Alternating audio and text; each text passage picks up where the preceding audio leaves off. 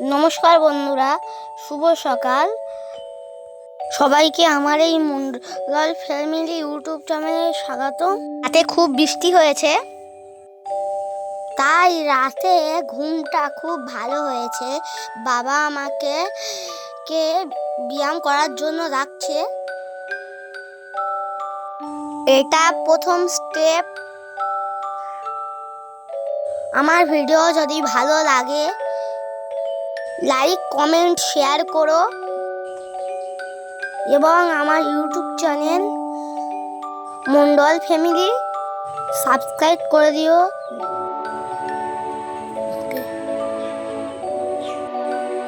এখন আমি প্রদর্শন করছি এর উপকারিতা। মেরুদণ্ড সোজা থাকে এবং স্মৃতিশক্তি বৃদ্ধি পায়। আপনারা প্রতিদিন এই ব্যায়াম করবেন, মানসিক শান্তি পাবেন।